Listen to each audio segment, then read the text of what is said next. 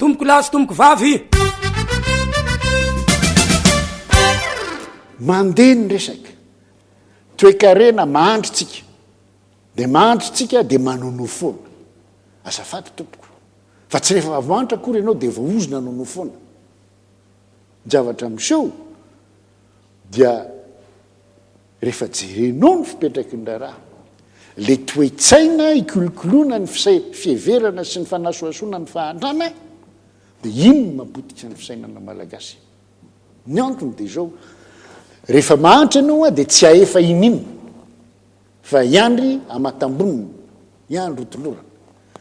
raha raisinao amin'ny lafiny politika zay a tsisy fanjakana afaka ame anao fahafapo tateraka amin'ny lafiny rehetra nefa ianao hitaky izany hoe zavatrafa zany no andrasana amin'ny politika fa tsy ny fitsinjarana hoe menazao tsy misy volanaovana an'zany ary namena an'zany a ary azato ampandrina mbola tsy nisy nahavelona olany ary azato ampandrina aloha tsolona ndresaka inona zany no andrasana fitondram-panjakana ny fitondrasana fitondram-panjakana sy amin'ny fiainana politika amin'ny ankamainy dia ny ahazonony rehetra mahatsapa ny ahafahany aika iroso amin'ny fandrosoana zay no andrasana ary zay zavatra zay tsy resaka fananana zay tsy resaka fahantrana zay fa resaka toetsaina zay zavatra zay zany hoe toetsain'olona ray mahavaika fahasahiranana zay atrehana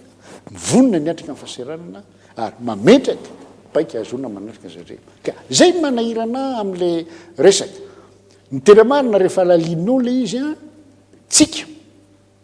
mbola milona am'le fisainana zay nentina nanjanahana ny malagasy le fisainana nentina nanjanahana malagasy de zavatra tsotra ny harena midadasika ny olona de lazaina fa tsy naininninna teto donla ka noho izany a mba tsy hahapotika na very fanahy reo harenyreo sy azahoana mampiasa azy ho an'ny tany mandroso a de zanahana le firenena zay ny tezaina ary zay foana ny tezaina satria raha jerenareo ahatra am'izay a nasiana nandefitra foana ny malagasy a ampandrosona ny firenena nefa hatram'izao a iaizany le farahantsika ka eo no mipetraky ary zay mametraka mazava tsara mihitsy fa am'izao fotoana zao a efa misafotona zay resaky zay saotra tomboko lahy saotra tomboko vavy